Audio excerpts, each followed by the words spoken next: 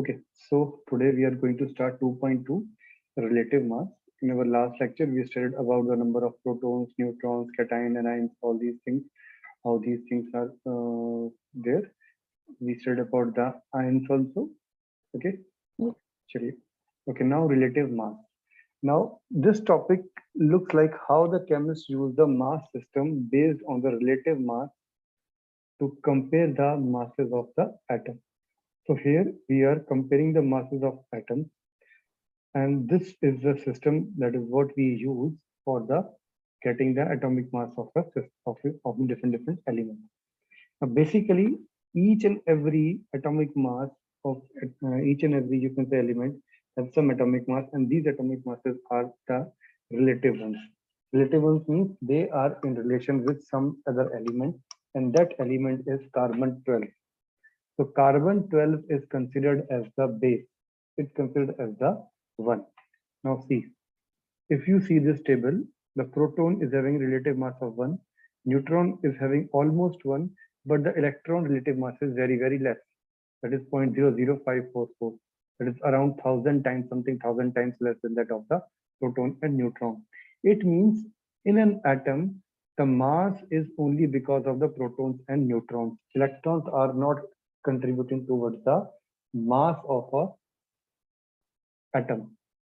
Clear? Yeah. Okay. Now, table 1, the relative mass of protons, neutrons, and electrons. To find the relative mass of an isotope, it might seem sensible to add together the relative masses of the protons, neutrons, and electrons, but things are not that simple.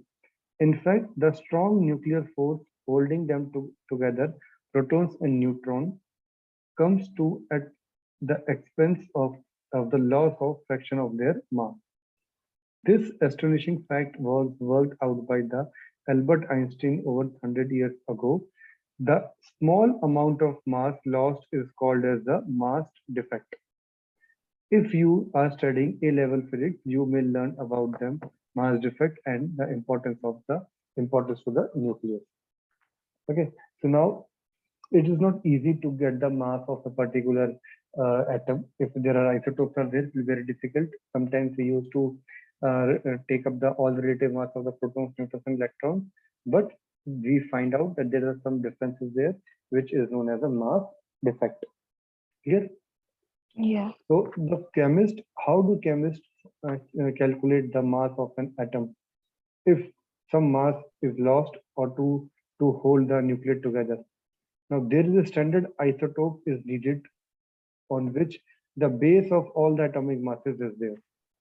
So sometimes there's a loss, some due to these differences. What they did, they make one isotope as a standard, and this was carbon 12. They make carbon 12 as a standard isotope for all these purposes. That is for the calculation of atomic mass, which is the international standard for the measurement of atomic masses. Clear? Now, Yeah. one atom of carbon 12 has a mass of 1.9 into 10 power minus 26 kg. Working in kgs would be very awkward. So instead, a new unit called atomic mass unit, that is U, is used. Now, the mass of an atom is known as atomic mass, and for this, we represent it by the unit U, small u. Clear? Yeah. So you can say that the carbon 12 isotope is defined as exactly the 12 mass units, that is 12U. And the standard atomic mass, that is 1U, is considered as the 1 by 12th atom of a carbon 12. So the mass of the 1 by 12th of the carbon 12. Now see this. What exactly this mass is. Now suppose your dad is saying that, okay, fine, we are not having dinner today. We are ordering some pizza. Fine, clear? Yeah. So Yeah. how you guys order pizza at home? Suppose, How do we how what do you guys order the quantity? Suppose, depending on the size? depending upon the size, very good. Suppose at 8 p.m. you guys are ordering pizza, but at 7 p.m. You have eaten two parathas or something. You have eaten a Maggie or some noodles you have eaten. Okay, you have some noodles or something you had. Fine. So you are not that hungry. So you will say, Yeah. I will eat two pieces or three pieces. Your mom will say, okay, I will eat one full pizza. And your father will say, okay, I don't like this thing. So I will eat half. So what you have in mind, how you calculate that I will eat half? You considered what, suppose this is a pizza. So you divide it into 12 pieces. Fine. Yeah. 12 equal pieces. Like 1, 2, 3, 4, 5, 6, 7, 8, 9, 10, 11. Sorry, 11 and 12.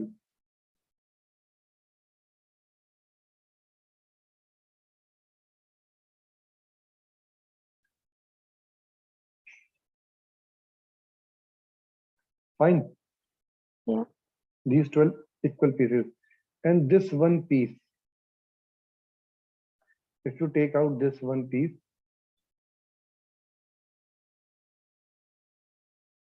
it is considered as 1 AMU. It is one atomic mass unit. And you are telling to your mom that I will eat four like this. Your mom is saying that I will eat five like this. And your dad is saying, okay, I will eat only two or three. So based on this, you know that that same kind of piece. Okay, for example, when whatever pizza we have, it is having six pieces, na? Most of Yeah. the time. So if suppose that 12 pieces you have in mind, that what you are doing here, you are correlating your hunger with the size of the pizza. Yes or no? Yeah. Yeah. So you are measuring your hunger as per the size of the pizza. Fine. Yeah. Okay. In a same way, what they did, they took carbon 12 atom, one atom of carbon 12, and divided into 12 parts. So whatever the mass of 1 by 12th part of carbon 12 atom is considered as 1 AMU. That is one atomic mass unit. Fine. Now this 1 by 12th part of atom is compared with every element, which become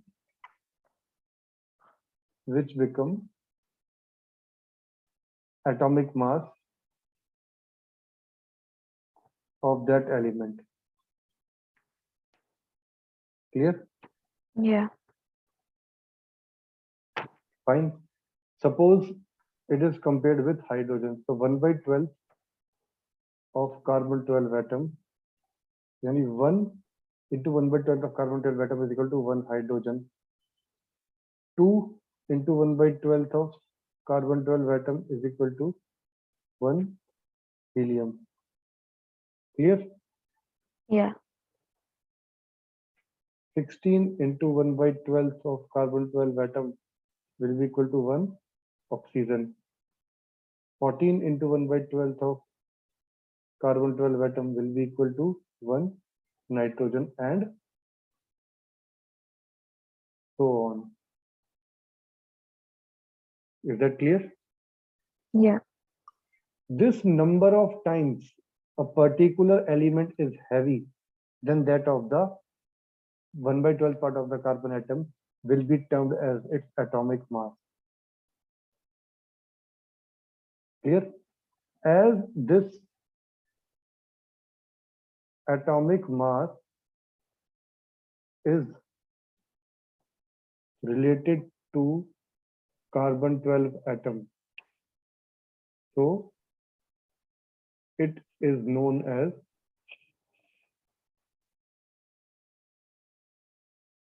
relative atomic mass. Clear? It is known as relative atomic mass. Okay. Any doubt in this? No. Okay, now moving to your. Okay, clear? On Yeah. this scale, 1 joule is approximately equal to the mass of a proton or a neutron. So 1U, that is one atomic mass unit, is equal to the mass of proton, or is equal to the mass of proton or a neutron. Fine. Yeah. Yeah. Okay, ji. Now we have a term relative isotopic mass. Okay. Now, if you remember isotope, what were isotopes? They Elements, were group of elements, or you can say simply atoms, not elements, we will write atoms. Group of atoms, yes, tell me, group of atoms which have the different number of neutrons, different same mass, same atomic like number, number but different mass number. very good mass number. It means number of neutron is different. Clear? Yeah. Now, as you know that neutron is a heavier particle, its presence or its absence can cause a change in the atomic weight, atomic mass. Clear? Yeah. Okay. So suppose if I say chlorine, one is having 35 and the other one is having 37. Okay, this is 17 and this is 17. 35 and 37 both are having different two isotopes. So what mass you are now you will get now do calculations with. If you do calculations taking 35, then your answer will be something else. If I did with the help with 37, my answer will be different. So whose answer is correct? Whose answer is correct then? How you can consider that this is 35, this is 37 every time? This is a really headache. Yes Yeah. or no? So what they did, they take the average of the atomic masses of isotopes. They took average of relative atomic masses. They took average of relative atomic masses, fine, and name it as a average relative isotopic mass. And name it as a average relative isotopic mass. Clear? Yeah. Got it? Yeah. Yeah. Any doubt? Hmm? No. No. Hmm? No. Okay. Okay. Now, how to find out this relative atomic mass? How to find out relative average relative isotopic mass. Okay. Now this average relative mass is equal to percentage of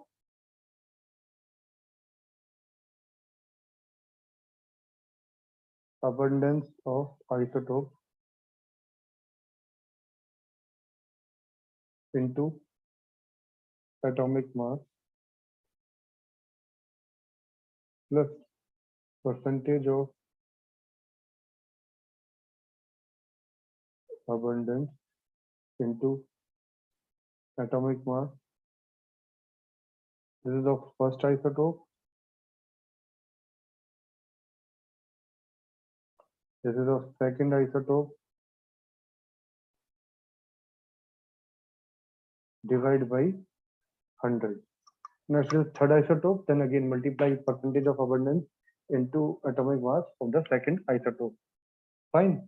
Now, for example, chlorine 35 and chlorine 37. they are found in 75 and 25% in the earth. In the earth. They're on the earth. Fine. Clear? Yeah. Now, how you will find their average atomic mass? Now, percentage of isotope, that is 75 into 35 plus 37 into 25 divided by 100. Clear? Yeah. 37 by 25, 7 by 25. Okay. If you multiply it and divide it, what you will get? 1 second. 75 into 35 is 2625. 2625 plus 37 into 25. Ultimately, you will get 3550 divided by 100. Cancel out, so it will be 35.5 AMU. So the average isotopic mass of chlorine is found to be 35.5 AMU. Clear? Yeah. This is known as average relative atomic mass. Got it? Yeah. It is relative isotopic mass. So the relative isotopic mass is the mass of an isotope relative to 1/12 of the mass of the carbon-12. Okay, this is given the some figure. Carbon-12, it is mass number is 12, 14, 16, and 19. Different masses given. Fine. Yeah. Okay. Now relative atomic mass. I have already told you what is relative atomic mass. The most element contains a mixture of isotopes, each with a different relative isotopic mass. The relative atomic mass AR is the weighted mean of an atom of an element relative to 1/12 of the mass of the carbon-12. The weighted mean, the mass takes account of the percentage of abundance and the relative isotopic mass of each element. So that we have done. And all these things are done with the help of a experimental thing that is known as a mass spectrometry. It's not like that they have some weighing machine, they put this thing. This all will be done with the help of a mass spectrometer. Okay. Okay. Yeah. So there are different types of mass spectrometers are there. On the basis of this one, they used to do it with the help of some mass to charge ratio and all these things are there. Fine. Clear? Yeah. So we have finished this also. Everything is finished there. So we okay. So try to do this one. Numerical 1 and 2. Okay, these numericals are there. And then this one is important. This question is important. Okay. So we will do these questions in our next class. Try to do it. Yeah. And I will also share you some atomic mass and atomic number things. So try to do all these, revise all these things. Okay. Yeah. Yeah. Okay. Okay, wait. I think that is all for today.